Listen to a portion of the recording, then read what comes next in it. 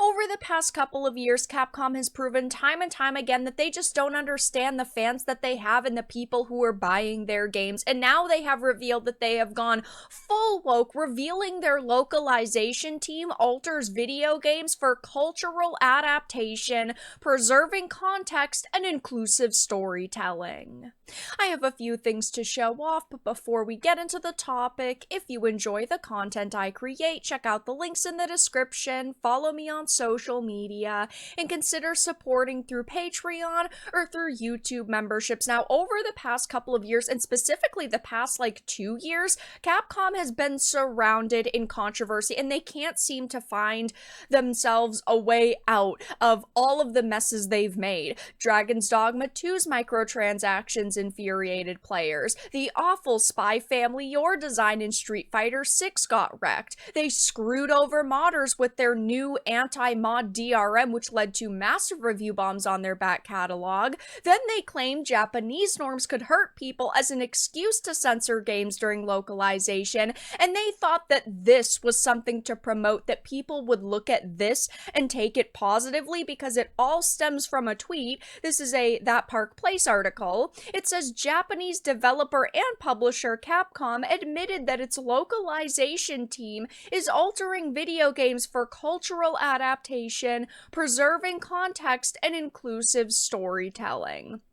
Of course, Capcom is a massive name in the industry, their library is extensive, and they are one of the more recognized video game publishers that have and or developed, Dragon's Dogma 2, Resident Evil, Street Fighter, Monster Hunter, Devil May Cry, Ace Attorney. I mean, the lists go on, which is why I know so many people want to defend them and want to give them the benefit of the doubt, and so many people say to themselves, maybe one day they will change, which I completely and totally understand, but it has become very apparent that Capcom is one of the companies that is completely lost to us. They are a shell of the company they once were, and they no longer represent the fans that they have had over the years, and they ultimately are not listening to us, given that they thought this was something that they should share, that this was going to get people's attention and positive attention. It says the official Capcom localization team account on X posted, "What is localization?" over the past few weeks and months,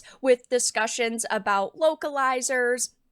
Especially when it comes to the anime industry, we've heard a lot of talk on, oh, you guys don't actually really know what goes into localization, how careful we have to be, even though time and time again, the localizers within the gaming and entertainment industries have proven to us that they do not care about respecting the content that they're localizing, and that's why so many of us do not want to defend them in talks of, AI versus human beings, right? Because there was a lot of discussion surrounding, will localizers be mostly replaced if we look in the future, say 5 years forward? Will localizers no longer have jobs? Will AI completely replace them because of the ancient Magus Bride situation?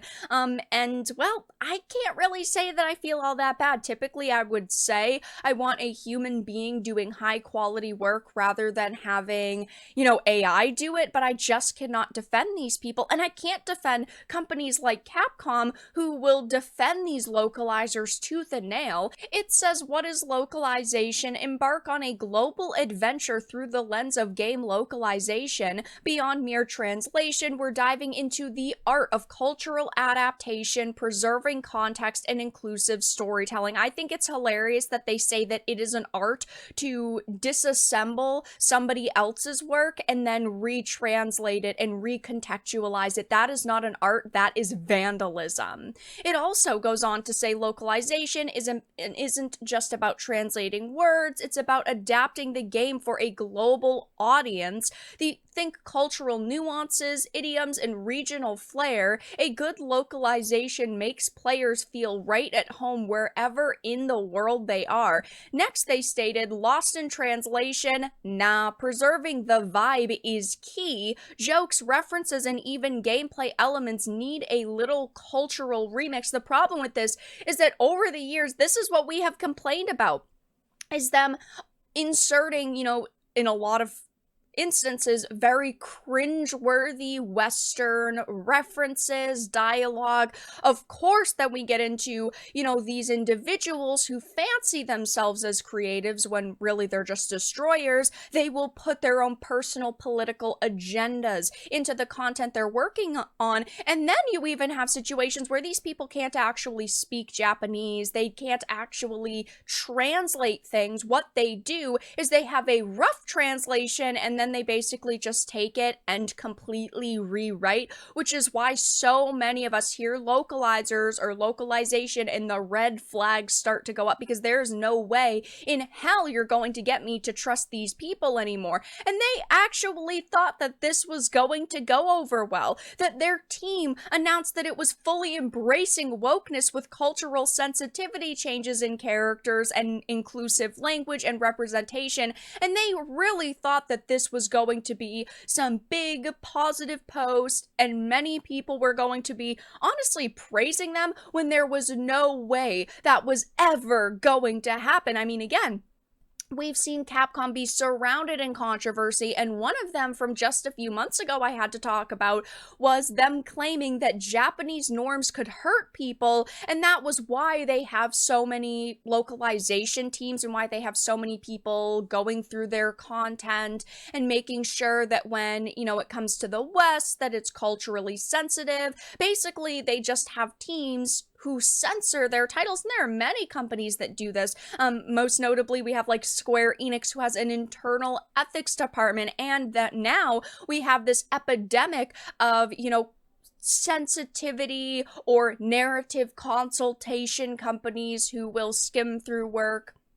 And while they are typically not localizers, they definitely are affecting content, and even the localizers who are working with, Japanese to English products, they are, really seriously affecting the outcome of games. I mean, they just go on and on, like consistency in terminology, adapting humor and what, you'd have to be funny in order to adapt humor, and these people are not funny at all whatsoever. Inclusive language and representation, cultural sensitivity in characters. I mean, my God, this is a book and it's not a good one, and people are destroying them. Make your games for the non-existent modern audience and you'll receive their non-existent money. It's so true. These companies think that they are appealing to this global audience and a modern audience, but the concept of a modern audience is ridiculous. The closest group of people to that are sensitive snowflakes on social media, and they were never going to buy your games anyway. They were always going to complain about the content that you were making. You would think that they would want their creatives, their writers, their artists to be passionate about the work they're doing and not have to worry about someone looking over their shoulder, but that is not the case. Capcom is hiring these people to look over the creators' shoulders, which is absolutely bullshit.